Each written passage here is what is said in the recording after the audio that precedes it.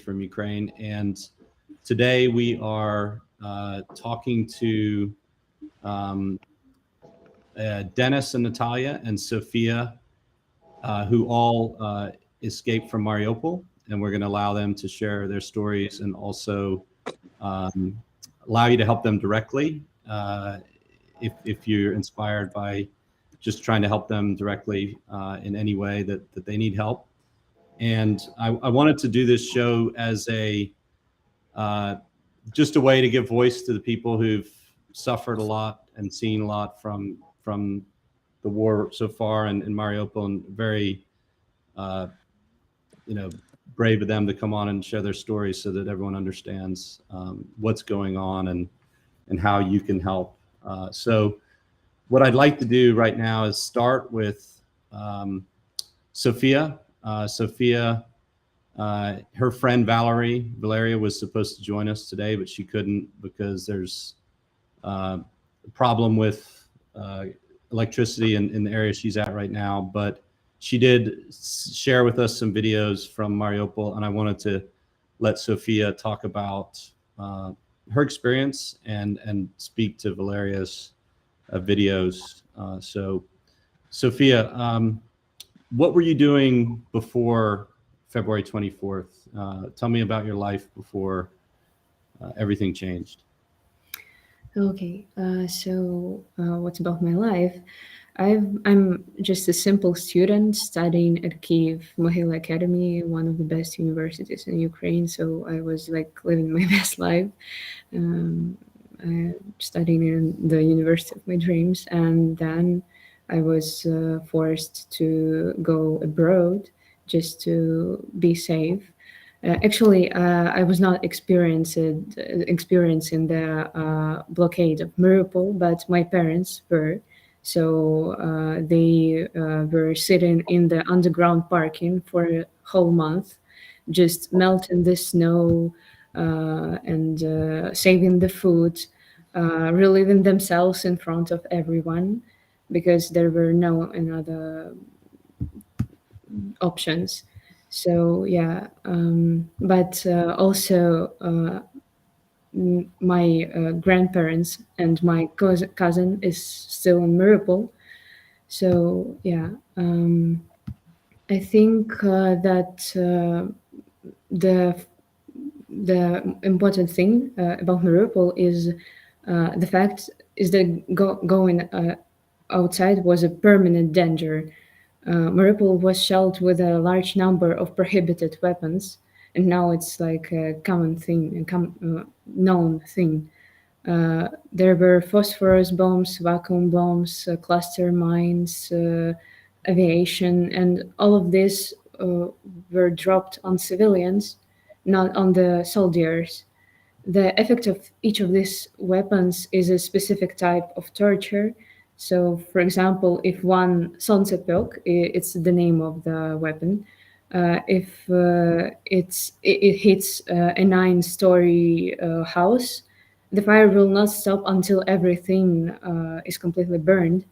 I think it's difficult to imagine the number of deaths, but the further it goes, the more likely the whole city of Mariupol will soon become a big mass grave. So the Ukrainian authorities are still trying to resolve this situation, but every time the occupiers made a promise about the silence, every time they broke it by killing civilians, and eventually people began to leave the city on their own risk, and long columns of cars were moving very slowly to the nearest safe cities. And yes, those long lines of cars were also shelled. And my parents miraculously survived because there were 2 big shells while they were sitting in the car. So on the way to the nearest occupied cities, people need to go through 15 Russian checkpoints, for example. Like it's at least 15, maybe now it's more. You never know what awaits you there. So occupiers, they check cars, they check clothes, they check phones. And I have a story of my friend who just this Russian soldiers wanted to take him out of his own car just because they found something suspicious in his phone. And later he told me that it was like a post of the news in his chat history with his friend about the real situation in Mariupol. So he was lucky that his parents convinced the Russian soldiers to take his phone, not to take him. And it's also important to say something about those people who cannot leave. There are still a lot of people hiding in the basements, hiding in parkings, and right now Russian soldiers are starting to take people out of these basements and directly to filtration camps. And today I had news about my cousin. He went through a filtration camp, and right now he's on the Russian side of our region, and he's just afraid because he doesn't know what awaits him in the future, because he's not allowed to talk about the Russians in a bad way, but he really wants to. So also, when the Russians were taking him out of the basement of our house, he begged them to take also our grandparents, but Russians didn't listen to him. They just put the muzzle of the machine gun to his head and took him away. So at the moment, there are still a lot of people in danger in that situation, with no water, no food, no electricity, no connection at all with the whole world, and they're maybe thinking about that this is the end. This is that we're lose the war, but it's not the thing right now. That's why we're shouting about the blocking Mariupol, because that's why we need help. And Sophia, I'm just going to share quickly what your friend Valeria, who wasn't able to come on here, was It's my experiencing. opinion. This one is my opinion.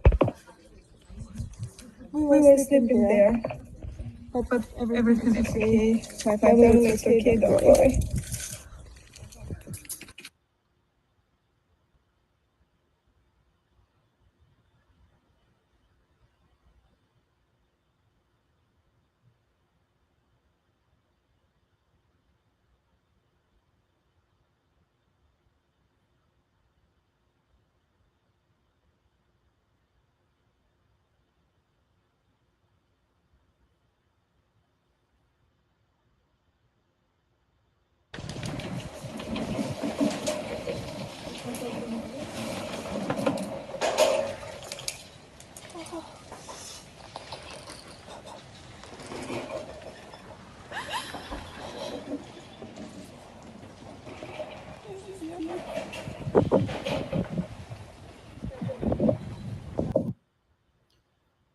So, Sophia, this is from your friend Valeria. Just some images she had, both videos and pictures. When did Valeria leave Mariupol, and have you been able to see her personally, or you just been able to speak to her? Yeah, I was able to speak to her, and actually, she left Mariupol not so long ago, maybe like a week, or maybe even less. So, yeah, she suffered a lot. Mm-hmm.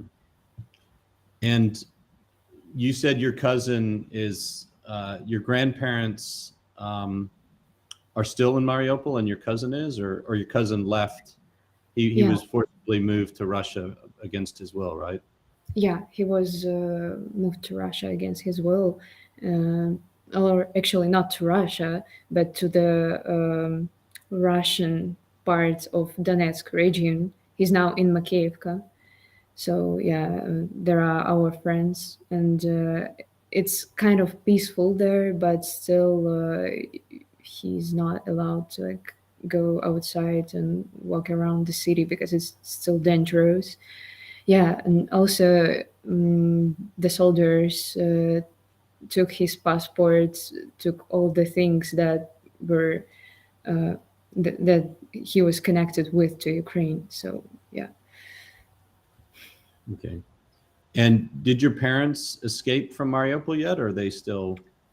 Yeah, my parents escaped, and right now my mom and mother with me in Germany, and my father is staying in the western part of Ukraine.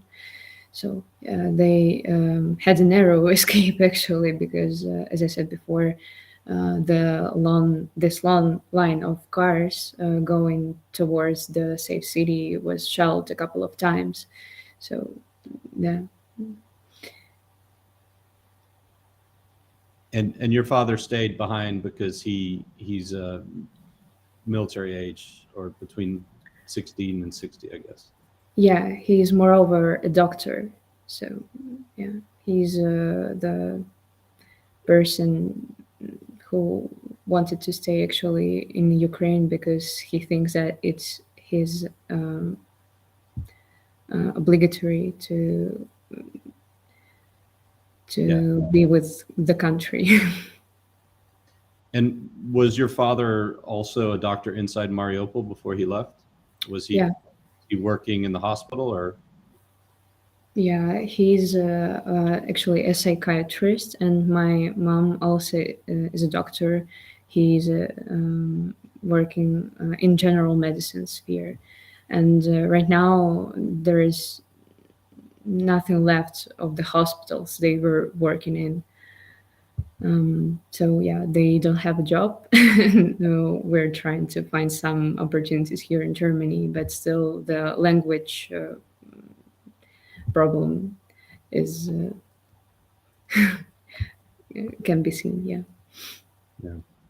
Well, Sophia, I just wanted to thank you for sharing, and just for everyone watching this show, we are in the process of releasing an app, hopefully very soon, that will allow people to donate directly to people from Ukraine who have stories that we will have verified they really are in need, to prevent the people from just putting up stories that are fraudulent. And we definitely, until then, we've put Sofia and Valeria's email for PayPal if you want to send money to either one of them directly.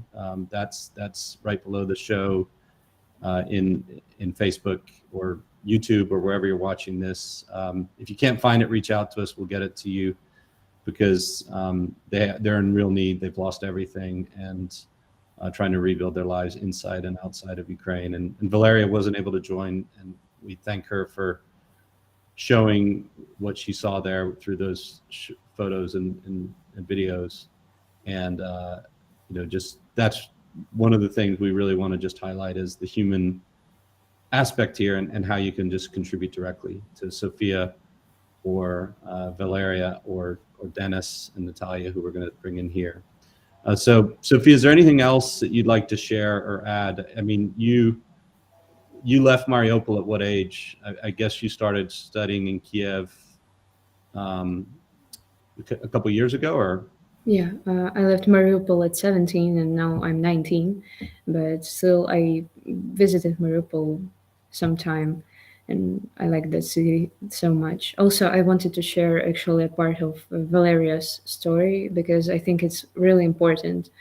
It's like the proof of all the evil that Russian soldiers are. But maybe not even Russian, Chechen soldiers. Valeria also was in a filtration camp. She was there with her family, and Chechen soldiers, they forced her mother to take all the clothes in front of her son, in front of her husband, in front of other people. And also they were joking about their phones, because Valeria was earning her own money. She was a very independent girl, and she just bought the phone she wanted always to buy, and they were joking about it. They were joking in a very like silly way about like sexual things and all that stuff. And this, I think this is disgusting. And even the feeling that you cannot say the word to them because it may cost you your life. So I think that's important to hear. Yeah, for everyone. And how did they get out of the filtration camp and get to Ukrainian side?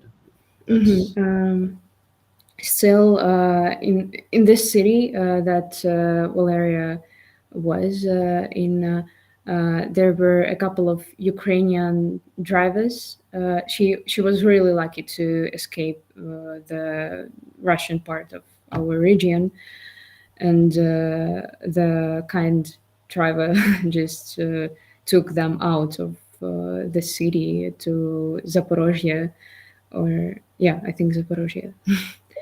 It's the, I think, the closest not occupied city to Mariupol.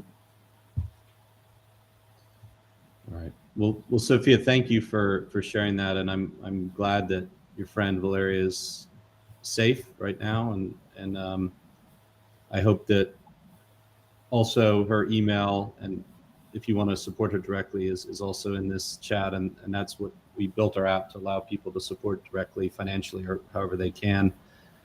So I hope that anyone watching this wants to support people directly from Mariupol, that you have the opportunity to do so. And thank you again, Sophia, for sharing what your family's gone through. And I know it's hard, but it's also important for people who are out there to understand what we're up against here. And thank you for that. Thank you so much for the opportunity too. Thank you, Sophia. All right. And you're welcome to stay, Sophia. And Dennis and Natalia, I just wanted to welcome both of you on. And you know, Dennis, tell me about your life before 24 February. What were you doing before the war started? It was normal life. I'm work. I'm play with my child. I'm meeting with my friends. That is all. And what did you lived in Mariupol with your family, Natalia, or? I'm from Donetsk. We lived Donetsk until July 2014, and in 2016 we live in Mariupol until March 21st. Okay. Sorry, my English not good. Dennis, it's great English. It's much better than my Ukrainian. So don't worry about that. So Dennis, originally you and Natalia are from Donetsk, and you chose to leave Donetsk because, and this is, I think, important. A lot of people don't understand that a lot of people from Donetsk didn't want to be part of the breakaway region. Yeah. I mean, under Russian control. Yeah, we escaped from war to war. From Donetsk, from Mariupol, from Donetsk 2014 and Mariupol 2022. So, Dennis, what percentage of people you knew in Donetsk decided to go to Ukraine versus stay in Donetsk or go to Russia? Because I think that's important. A lot of people don't understand. I don't know how percent, but many my friends escaped from Donetsk To Ukraine. They didn't want to live. to Ukraine. To Ukraine. Yeah. Mariupol, Kyiv, Kharkov, Dnipro, Zaporozhye, and other. So most people in Donetsk didn't want to be part of this breakaway region. Is that, would you say that's fair, or it was pretty divided? I don't know. Okay, but a lot of your friends left and chose Ukraine. Yeah. Okay, and how long did you stay in Mariupol after the war started? Can you just explain your experience from that point? What happened after 24 February? We live in Mariupol until March 21st. 6 years we lived in Mariupol.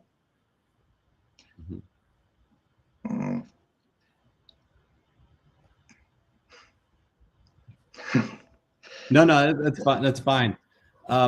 And is there anything after, from the 24th to the 21st of March, 24th of February, anything you just wanted to share, or how was your experience before you left?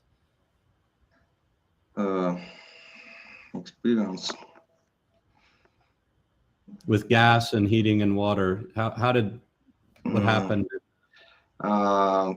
In beginning of March, gas, electricity, heating, water, and other have been turned off. More store not worked. Some store destroyed, some store looted. No work anything. And was that all from the fighting with the Russian troops, or what did you see going on around you? What part of the city were you in? Destroy maybe Russian troops, looted people who live in Mariupol. Got it. And Sophia, if you wanted to also translate anything, Dennis, if you wanted to say anything in Russian or Ukrainian, and Sophia could translate, we're happy to do that too. It's so good. Okay. София, вы можете переводить за меня? Yeah. Ну, как воды и газа, как я уже сказал, не было. Электричества, интернета, мобильной связи, ну, то есть это уже ушло в прошлое в начале марта. There were no connection, water, gas, electricity, nothing of the utilities. We need to live. Yeah.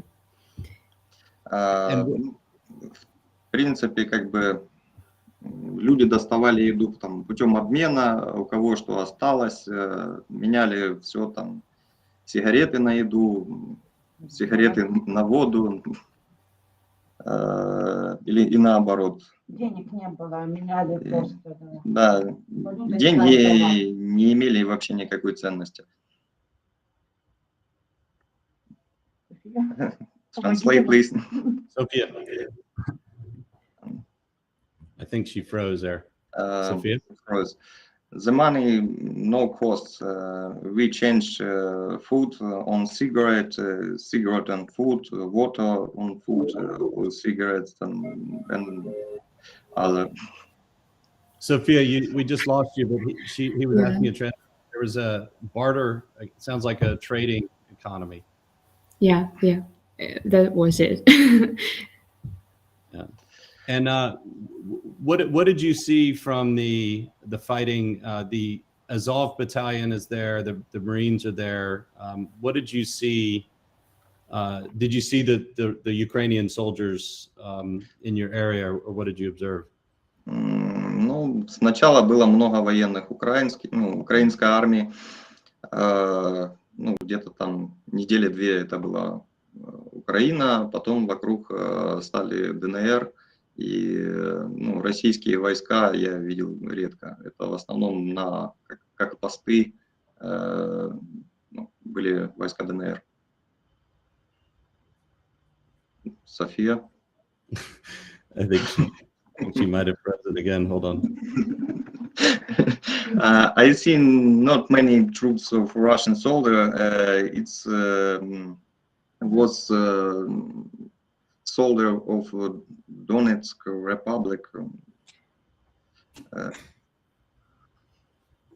Did you speak to any of them at all? Because they're from your old town. Did you speak to any of the soldiers from Donetsk? Да, так, София, can you help me?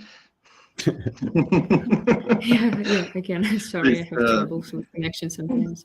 С конца февраля и до начала марта это были в основном украинские войска. После, ну, где-то, наверное, первая неделя марта это уже были войска ДНР, и где-то немного я видел русские войска.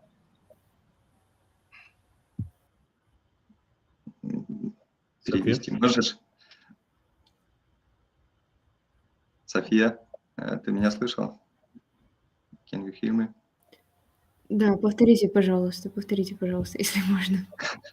В общем, в начале февраля мы были под контролем украинских войск, а где-то с середины, ну, первая неделя марта это уже были войска ДНР и чуть-чуть российских войск.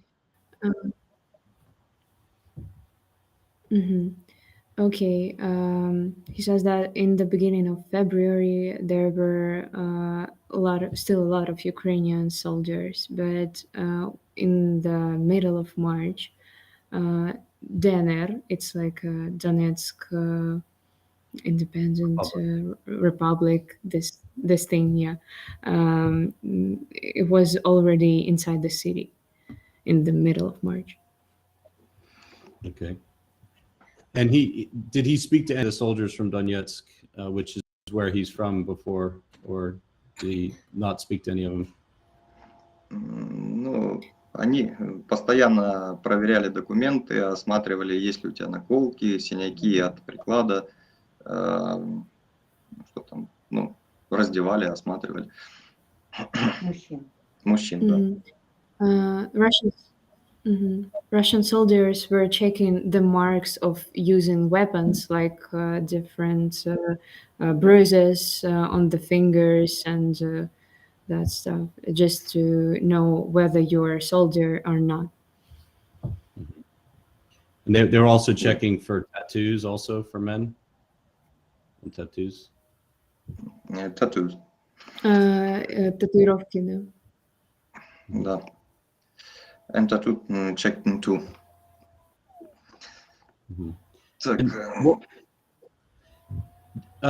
Dennis, you also talked about being outside in the afternoon was dangerous. What was your daily life like in the city before you left? Ну, первую неделю бои шли на окраине города, и, в принципе, нам казалось, что это громко, но это было так, ни о чем. Последние несколько бои приближались, усиливались, и это было действительно очень небезопасно. Ну, небезопасно было практически всегда. Днем, ночью, летая с утра и чуть ли не до вечера самолеты, работала артиллерия, танки, пехота, ну, все везде взрывалось, горело, разрушалось. То есть не было никогда, чтобы безопасно. То есть мы попадали несколько раз под обстрелы, моя жена, я, ребенок. Я, когда выходил в город, тоже много раз попадал под обстрел. И это были как и автоматные выстрелы, так и бомбы. Да, не буду долго. София. Okay. Yeah. They also from the in the beginning of the war in February, there were the battles in the eastern part of the city, which is like far from the center. So maybe for some people it wasn't. It was more safe in the center of the city. So yeah, they heard it, but wasn't that worried. But with the time, the invasion spread on all of the city, so it became dangerous everywhere. И можете, пожалуйста, повторить про то, что вы говорили там за семью, детей? Это у меня со связью все продолжается плохо. попадали под обстрелы. Ну, я попадал и под автоматные, и под снаряды, а жена, пару раз с сыном попадали под снаряды, короче. Волной нас, получается, снаряды ложились рядом, нас волной отбрасывало. Меня, да, сына 4. Okay. Denise and Natalia, they experienced the shelling with the guns and with the just like bigger weapons with the bombs themselves. So yeah, they experienced all this stuff when the wave makes you so, yeah, they experienced the shelling themselves, so it's You hard mean to that- explain. No, it. it was close to them, or it hit.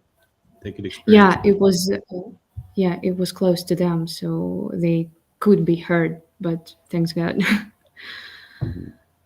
And Dennis and Natalia, were you with family during this time? Who were you with?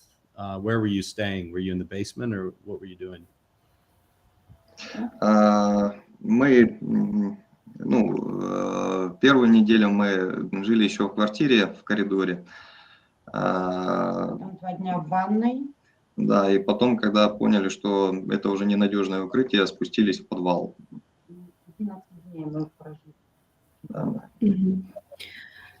First weeks they were living in the corridor between two walls. It's the safest place.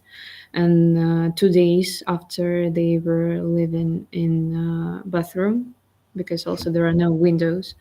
And the rest of the time, like for I think 12 or 11 days, yeah, they were living in the basements of the house.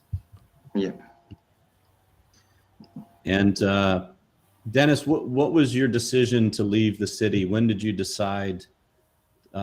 Actually, before you decided to leave, you had no idea what was going on outside the city. Did you understand that Ukraine was surviving as a country? Did you think Ukraine was experiencing what you're experiencing everywhere? What was your awareness of what was going on inside the rest of Ukraine? Ну, информации никакой не было. Кто-то у нас в подвале там был с радио, и он слушал украинскую радио. Там говорили, что Украина вот-вот придет, поможет. Переключались на российские каналы. Там говорили, что тоже всех побеждаем. Все уже сейчас захватили. То есть правдивой информации не было никакой.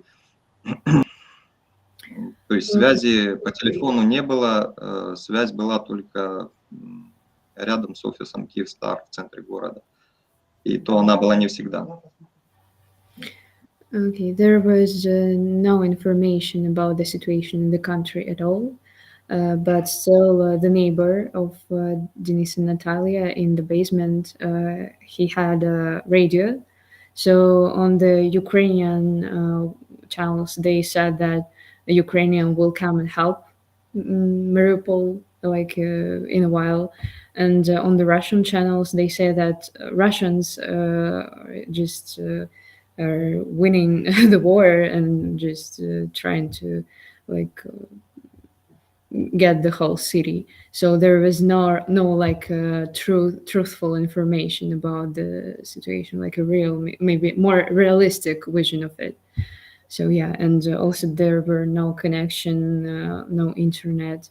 There was a place where people could speak to their relatives. There were like a little bit of connection near the office of the Kyivstar. It's like a place in the center of the city, and not everyone could get there.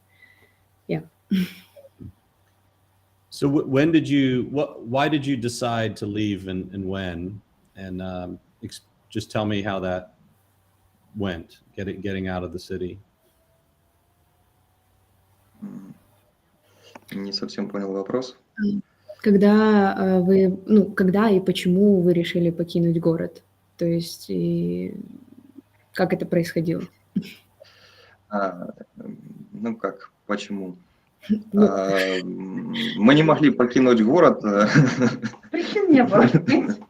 Ну, во-первых, город был в кольце, практически мы не знали, где идут бои, где, ну, как, мы видели, где уже относительно безопасно, но безопасно нигде не было. Машина у меня, ну, да, машина у меня умерла, короче говоря. И, ну, то есть самостоятельно я уехать не мог. Со 2 марта у меня не было мобильной связи, то есть у меня умер телефон. И, в общем, я зарядил только 20 марта телефон. Позвонил друзьям, и нас уже давно искали. И другой друг, ну, в общем, один друг позвонил другому, и нас приехали забрать. Такой. okay, so the city was encircled. It was in blockade already in the beginning of the March, and Denise's phone died on the 2nd of March, so they didn't have connection at all. And also Denise's car was burned because of the shelling. Yeah, and so the friends of him somehow connected to him, and they helped them to escape the city. Yeah. So your friends just found you, and because your car was destroyed, they brought you to safety. Yeah. And what was the journey out of the city like? How long did that take? And was that how did that go to get out of the city? When did you feel like you were finally safe? Сколько времени дорога заняла? И да. Когда нас забрали, ну, дорога была сложная, по Мариуполю шли бои, нас вывезли сначала в Мариупольскую Ялту. Ну, это рядом с Мариуполем, это не Крымская Ялта. Да, и мы там переспали, а потом на следующий день мы стояли 9 часов на заправке, чтобы заправить бензин. Бензин отдавали, там, по-моему, по 40 литров на машину. Ну, мы собирались заправиться и поехать, но не получилось. 9 часов прождали в очереди и уехали уже еще через день. Потом города Бердянск, Мелитополь, Запорожье были закрыты на въезд. Ну, когда мы выезжали, мы об этом не знали. То есть, подъезжая к каждому новому городу, мы узнавали, что въезжать нельзя, ну, то есть машины не выпускали, не пропускали внутрь города. И мы ехали, в общем, метались то туда, то туда. Когда уже подъезжали к Запорожью, там тоже перед Запорожьем в селе Васильевка были бои. Я немного говорю. Да, и нас развернули. То есть в Запорожье мы в первый день тоже не попали. Под обстрел, прям в эту ехали как раз на обстрел.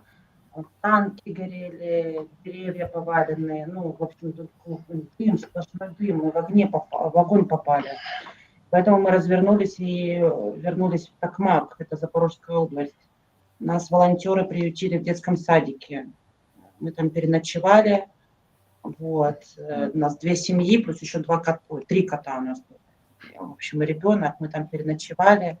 На следующее утро у нас получилось прорваться в Запорожье. Это какое-то чудо было. Потому что мы проехали, и буквально через полчаса начались опять бои.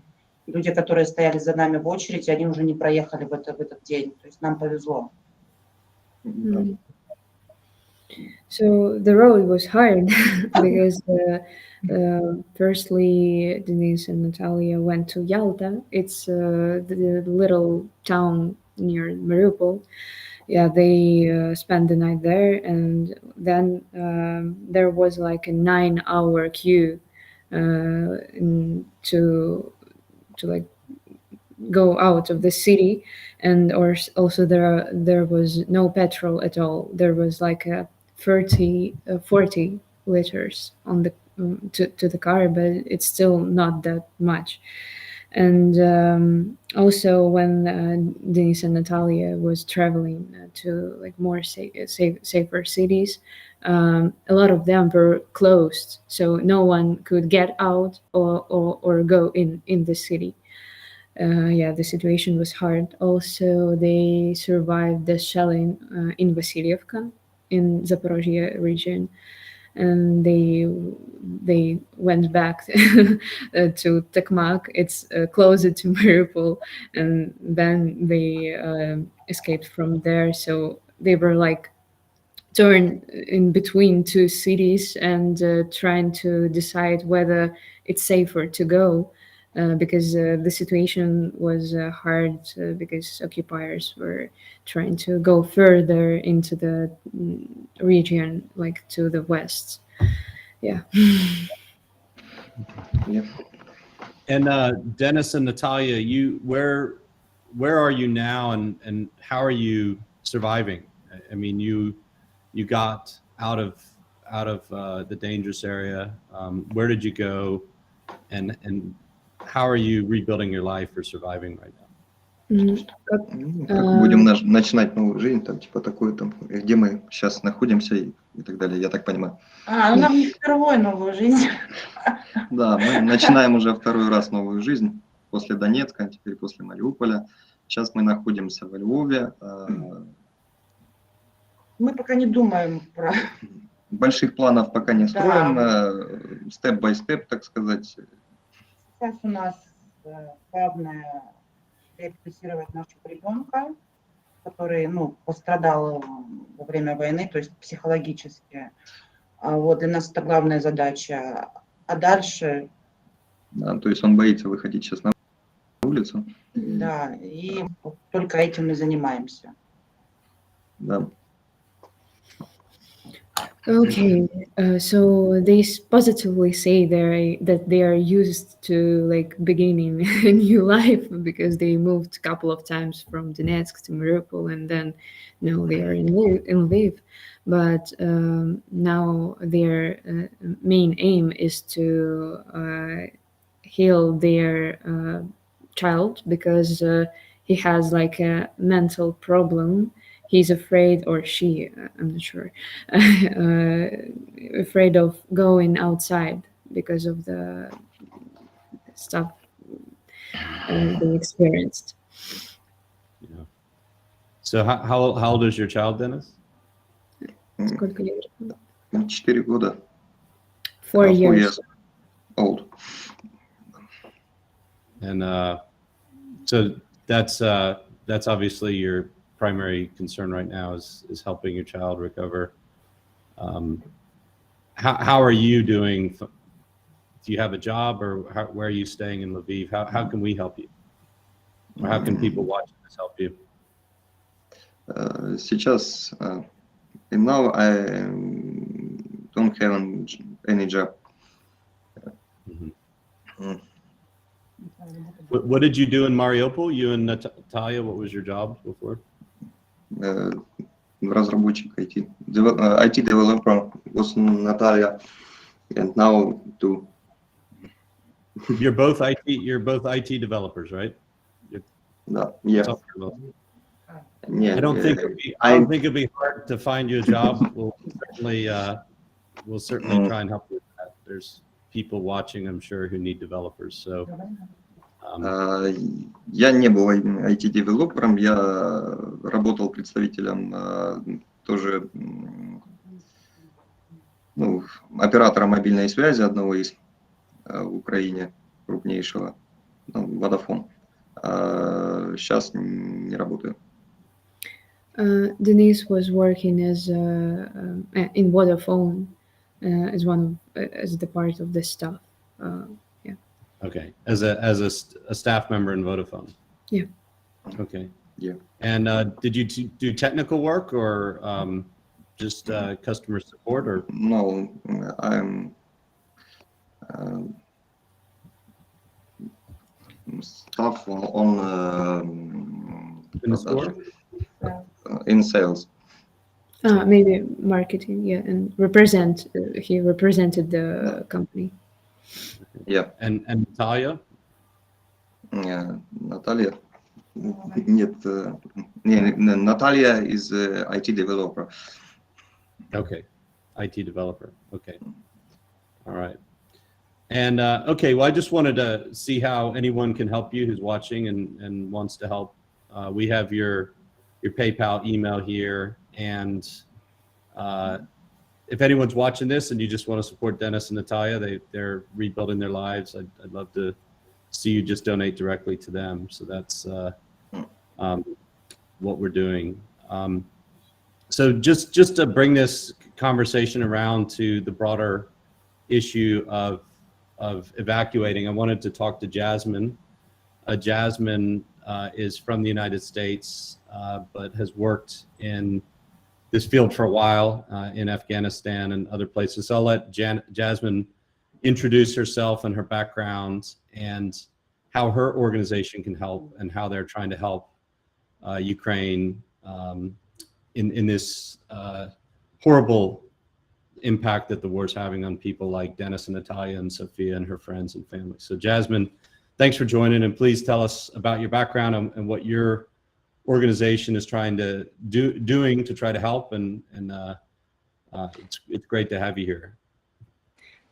Thank you, Sam, for hosting this and creating a dialogue of the realities of what's actually happening on the ground. So thank you, and Sophia and Denise and Natalia, thank you so much for being so brave in sharing your stories. I'm very honored to be able to be here today and to talk to you. So like Sam was touching on, my organization is called Hospitality for Humanity, and we've been doing evac work in mostly crisis countries or countries that are going through a drawdown where the country is switching powers or is in current conflict. So just recently we were part of the evacuation process in Afghanistan. We had about 250 people on our manifest to get out. We were able to get out at least half of those people, and we are still supporting half of the people that weren't able to get out. We predominantly work with food assistance as well. So when everything kind of settles, how do people sustain themselves after war? And so we're able to support with food and also with shelter. But our main focus right now in Ukraine is food security. So we have a partnership with the World Central Kitchen, where we provide 30,000 meals per week in Kyiv between 2 chefs. So, we're very proud of our work that we've been able to do there, but we also do evacuation. So on around March 4th, I got a phone call from a contact of mine that was in connection with the Ukrainian government. And we immediately started talking about orphanages. There's 150,000 orphans in the country. And we knew that a lot of those were going to be at risk of either being bombed or not having appropriate supplies to sustain themselves over the course of this conflict. So we got a team on the ground in Lviv, and we have been able to evacuate multiple different orphanages through our government contract. And so extremely proud of the aerial group and a couple other evacuation groups that I'm working with and supporting. And then outside of that, we kind of all know the statistics, but just recently it was by WHO and also the UN, there's 4.1 million Ukrainians that have fled. That is about 10% of the country that have left currently. There's been 2,685 civilians that have died, and 1.5 of the 4.1 are children. And so when you think of that amount of people moving out of a country, how do you safeguard? Majority of them, or predominantly of them, are women and children. And so we are in initial conversations with the Ukrainian government I want to make sure I'm saying their titles right, but the State Board Guard Services of the Ukraine, and also the State Agency of Automobile and Roads of the Ukraine. So we're having initial conversations with them this week so that we can start putting billboards out for anti-trafficking to ensure that anybody that flows over the border is getting the right information of, let's just say a tip, make sure that you contact a family member to say there's a safe word. So if I'm on the border and there's somebody approaching me, I'm able to call somebody and say a safe word and they know what to do. Or upload all of your identifications into the cloud so that if something were to ever happen to you, you are able to get over a border easily because you're able to draw those back in. And that was something that I kind of wanted to share on the screen here. I don't know, Sam, if you can pull it up, but it's the IOM just shared it and has been giving out leaflets like crazy. I think they've already distributed about 100,000. Did you give me the link? I can bring. Is it? I think I put it in. There's like a way where you can share it. We did it. We did it just before, but that's okay. Here. It doesn't. I can probably. Well, if you can, I would like to post it in the comments, but share it because one of the really important points and the thing I wanted to bring up with Jasmine, and we're working with them on, is there are a lot of bad actors who try to take advantage of situations like this. For example, anti-trafficking is a really important initiative, which Jasmine is an expert in. So. Yeah, and so we've also got the Ukrainian version of it too. Just to hold on one second, and so that you can kind of read through that and share with your community. Thank you so much for sharing that. And what we're trying to do is we're trying to put billboards up of signs. So like we had a catchphrase like human trafficking is alive and well at the borders. Please safeguard your children and yourself. And then we've gotten a very aggressive one, which we don't know if they're going to agree on, but we said, we will be prosecuting you, watch your back. So getting very aggressive and being in the face of any human traffickers to know that that type of behavior is not going to be tolerated. And there's people on the borders that are willing to take action on it, especially local authorities in Poland and also in Romania. Just to give you another statistic, there was 260,000 people that were trafficked out of the Ukraine last year, and that's a large number. And if you can imagine having 4.1 million people flooding over to Poland and to Romania, and already the number of last year was around the 200,000 mark. This is a human trafficker's dream. So what we want to make sure is that people are safeguarded and that they have the right information that they need.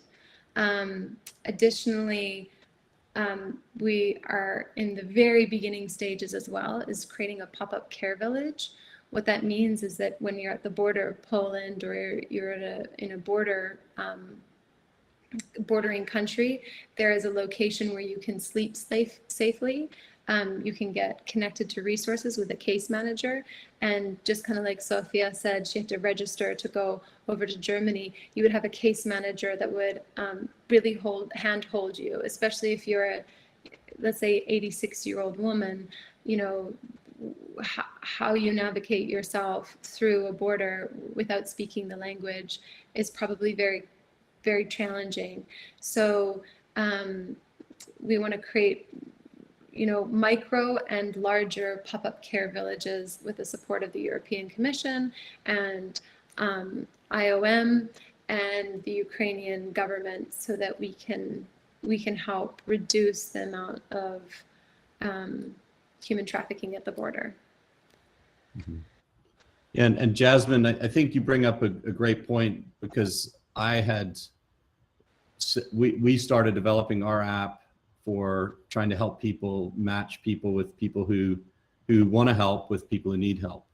But one of the things that unfortunately happens in situations like this that you've seen and we didn't have experience with was there are people who try to use these tragic situations for their own benefit and not in the interest of the people who need help.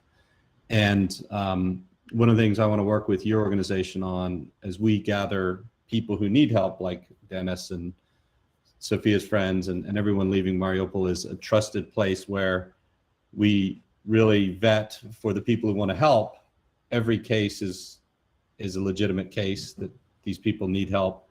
And more importantly, the people that want to help, if they're offering help, are actually vetted and are not going to take advantage of the situation. So I think the European Commission right now is actually been taking on that role. So there's a link that you can look up in the European Commission where it will take you to host countries that are accepting accommodation options for Ukrainians.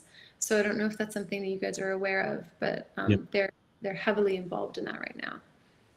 Yeah. So that's something that Jasmines Organization is. And Jasmine, where are you right now? Where's your organization at? If anyone wants to get in touch with you about your initiatives, what help are you looking for, and how can people watching this help you? So we're in Lviv and we're in Kyiv. I think the best way to support us is, go onto our Instagram and just follow us. So we're at Feed a Family Global. That's our Instagram handle, and you can follow us there and share. If later down the road we have to crowdfund to support a pop-up care village, then we'll need to come back and have another podcast with you, Sam. I definitely want that, and that's actually something that we want to support you by helping you push people towards your village if and when it gets set up, because I know that anyone we send to you will be well taken care of, and you're going to prevent the things that you're obviously trying to prevent are very important. So I hope it happens, and when it is, let us know how we can support. Yeah, we're really excited. I mean, we're getting renderings, and we got an agreement over the weekend with a very well-known architectural award-winning firm, and that's Ukrainian, based out of Kyiv, and we're very excited about working with them. But as you can imagine, the materials to buy and create any shelters. So, for example, we're talking about Denise, Natalia, and Sophia, when they come back into the country, how do they, what infrastructure did they go back into? Is there housing for them? Their house has been, it's not livable. And so what are their options going to be? And so working with this architectural firm has been interesting, because if we were to get materials inside the country, it's about $700 per square meter right now. So we need to get materials from Turkey and from surrounding areas that we can rebuild Ukraine back up. And that will be something I can't wait to be a part of, and be a part of that journey. I'm Ukrainian, by the way. I'm Ukrainian on my mom's side. I grew up with borscht and pierogies and cabbage rolls. Yeah. And I don't speak Ukrainian. I've never been to the Ukraine, but I grew up with my baba, and it's, that's why I'm in this fight. Yeah. And one of the things I've been amazed by coming back to America, we can't wait to get back to Europe. My fiance and I are here, but we want to get back to Ukraine as soon as possible. Hopefully in June we'll be back from America. But it's been great meeting people across America with Ukrainian heritage, or not even Ukrainian heritage, who just really want to help. And Dennis, Natalia, Sophia, I just wanted to communicate to you how affected people in America are by this, and they really you know, Jasmine's got a great community. I was introduced to her by one of investors in my tech company. Everyone's really wants to help, and they want to help real people like you. And so Dennis, Natalia, we'll put your case up on our new app when we have it ready, just so people can support you. And until then, they can send you hopefully money from your PayPal email. Sophia, same thing for you and your family, and your friend Valeria. And that's really what we want to enable. And then anyone who needs help, transportation, getting to a safe spot, we hope to pass them off to Jasmine's Care Village. Whether you want to stay inside Ukraine or leave, that's something that we really want to help with. And Jasmine, maybe Dennis and Natalia would be great for you to connect with and see how you might be able to help them on what they need help with. Yeah, and if anybody has anybody in Mariupol, and you know, we have numbers and statistics on that, please reach out to me. We can evacuate that area, so let us know. Jasmine, can you talk about that, because you've told us, what does your group do for rescues and what's the criteria? Because at borderlands.com.ua, if you submit a help request to us and we see it meets Jasmine's criteria, we will directly contact her. So tell us how you can help people in Mariupol. Yeah, so we predominantly help orphanages, but we also help with disabled, elderly. I love that banner that just came across. It's so nice. And so we normally will only evacuate 10 plus max people, because taking one person, as you, Denise and Natalia and Sophia, hearing that it takes 9 hours to just get out of one city, to go in and just get one person is not what we're doing. We're getting in 10 or more people. We need a point of contact for those 10 or more people. So that means that those 10 people either need to be all in one location in a bomb shelter, or at wherever they may be, maybe a hospital. And then that POC becomes our line of contact with them. And then we also need to know if they have any medical needs. So if they are going to be coming into a van that need to be hooked up with an IV, or need certain medical machinery, we need all of those kind of informations. And then we also need to know how many children and how many adults were moving out of the country, out of the city. So those are just kind of like the rough overview of what we need of information. And if we can get that information, the sooner the better. And 10 or more people, it doesn't matter if it's Mariupol or Kharkiv or anywhere. Anywhere. Yeah, okay. Anywhere, and then we can get this approved. So we have to go through a line of approval with the Ukrainian government. They give us an approval, and then our team goes out. Yeah, and this is Ukrainian government sanctioned rescues that your nonprofit helps with, and these are former, well, they're very experienced people. Yeah. They're people that have gone into war zones and know how to take a target out under heat. Our teams are trying to avoid going into heated zones right now, because a lot of people are not making it out. But we have other teams that are finding ways to get through those checkpoints and finding ways to get through through enemy lines. It's 15 checkpoints with Russians. It's a lot. Yeah. So Jasmine's group does really high-level, dangerous work with the approval and consent of the Ukrainian government, which is very important. Yeah. And if anyone watching this has a case of 10 or more people anywhere in Ukraine, it's dangerous, come to us. And if we see that as a legitimate case for her to take her organization, we'll pass it on. And at Borderlands, we have 24/7 support on the site, which is very important. We'll be there on chat, or if you need to speak to anyone. And we're helping people, again, as a reminder, who are displaced or need to evacuate inside or outside Ukraine with that journey. So Dennis and Natalia, if you know anyone who wants help, just speaking to us, we try and connect people like you with organizations that can help with financial, that can help with lodging inside or outside of the country. That's what our organization's doing. So Sophia, if you know anyone, please send them to us, especially from Mariupol. That's our priority. Anyone coming from the hardest hit areas is the ones we want to Kharkiv as well. help the most. Yeah. Yeah, and just letting you guys know, we're evacuating everybody to Lviv, and then onward movement will be approved by the Ukrainian government of how that would look like, or you as an individual could make that decision of getting on a train or however you'd want to get over across the border. But we are able to take you to Lviv or Kiev. Okay, so thank you, Jasmine. What your organization's doing is so important. I look forward to helping you promote the pop-up village when those are ready to our audience and anyone who's interested in supporting that, or just anyone in Ukraine who needs help for a group of 10 or more. If you are in a smaller group, try and find other people who want the same help and get in touch.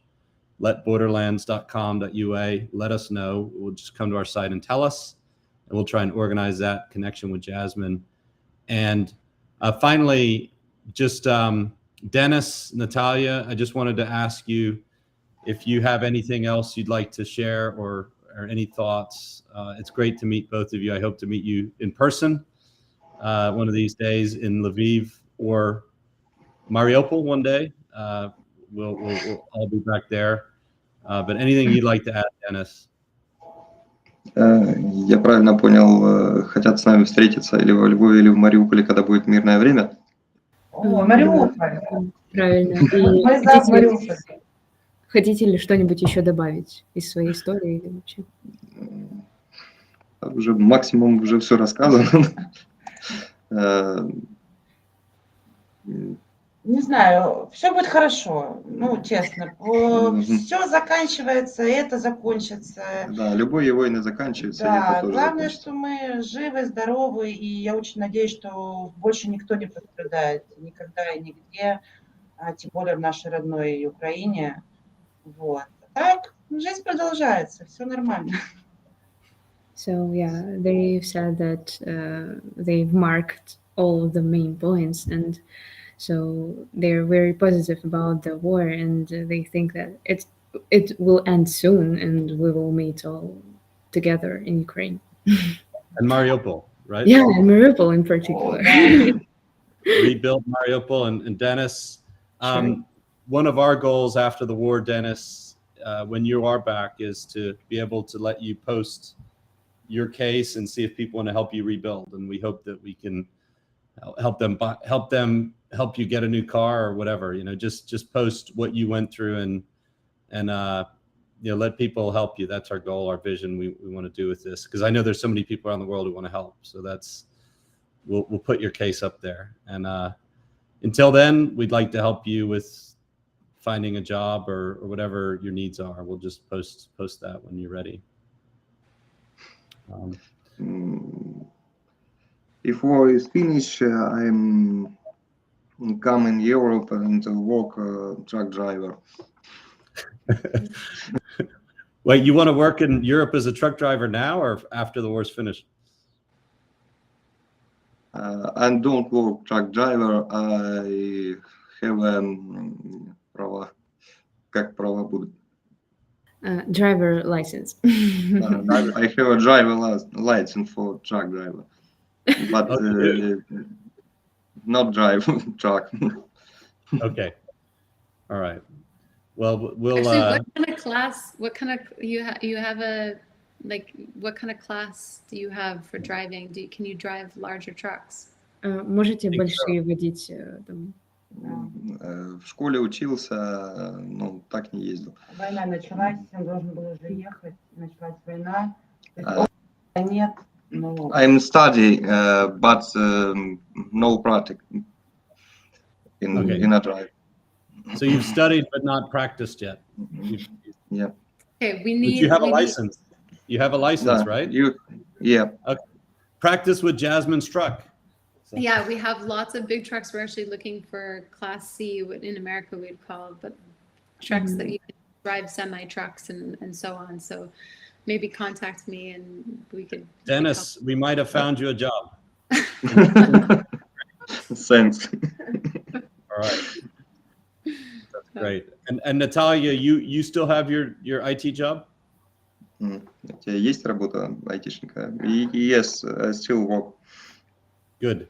She still work. Good to hear. All right. And your son, Jasmine, I don't know if you have any resources yet on that side, but I know that your care villages will have those resources for children. Absolutely. Есть ресурсы для, ну, в общем, восстановления малого. Мы сейчас во Львове проходим курс реабилитации. То есть In Lvov, we are make a course of rehabilitation for my son. So, physical therapy or what kind of Psychological.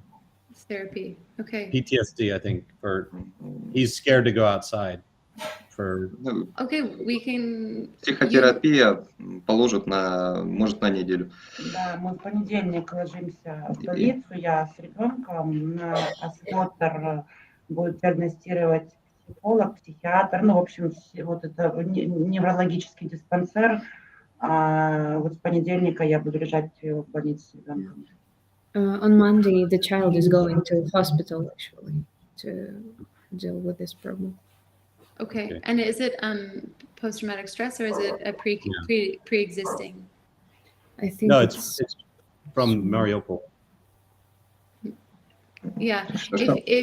If I can get clarification on that, we can find the right type of doctor for that, because we also work tightly with all of the hospitals in Kyiv, and we support them with medical equipment. They owe us. So please let me know how I can support and get the right. Jasmine, what I think I'll do is I'll let Katya, our show producer, have another call with you and Dennis and Natalia. It sounds like you can probably help them with a couple things. So yeah. Be good. В общем, говорите, чем помочь, и постараются помочь. Морально. Я не знаю, как ответить. Ну, по мере поступления будем тогда сообщать. София, можешь перевести?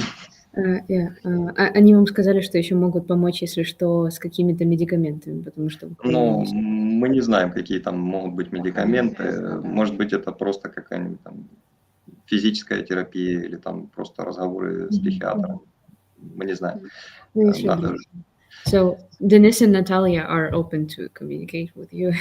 Okay, great, perfect. Great. Okay, great.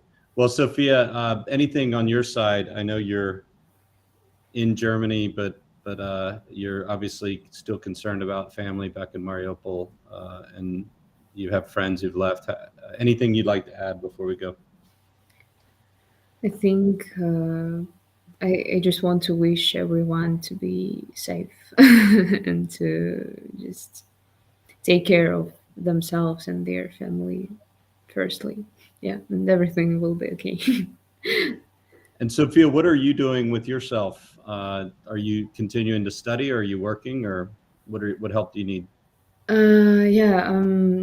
I just started studying again because my university has an online classes right now due to war and due to COVID-19 in the past.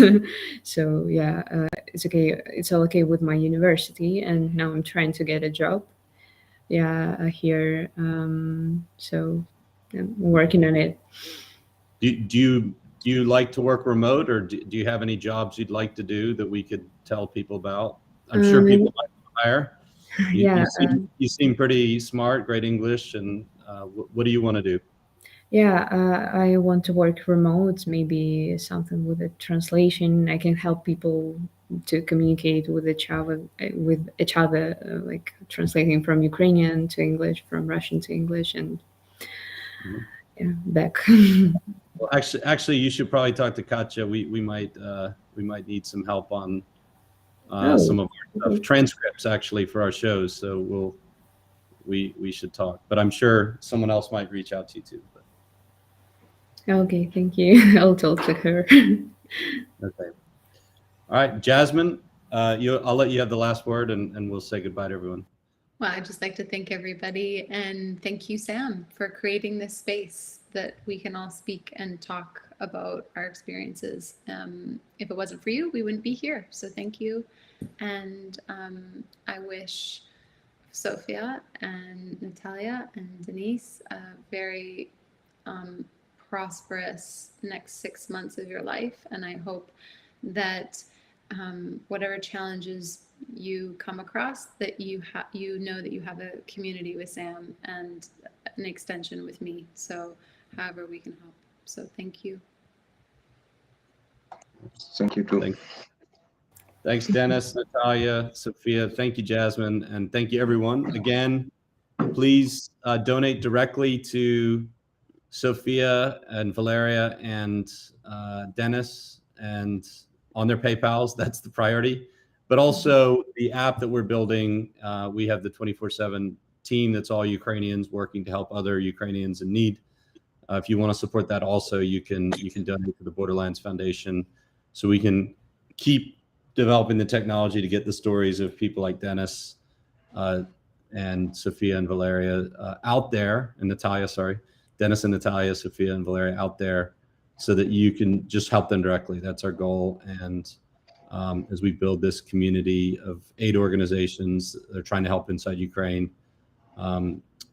that's what you'll be supporting on Borderlands. So thanks again, and we'll see you on Thursday. We're now going to do the broadcast 2 days a week, Tuesdays and Thursdays. On Tuesdays, we're going to focus on human story, everyone affected by the war. And on Thursdays, we focus on the military situation from military volunteers, territorial defense fighters, and just people who are analyzing the situation. That's going to be our show going forward, focusing on aid one day and the military situation on Thursdays. So that's what we'll be doing. We'll see you on Thursday as the update on a lot of things have happened. Ukraine has definitely made huge progress on the battlefield, and we'll update that on Thursday. So thanks, everyone.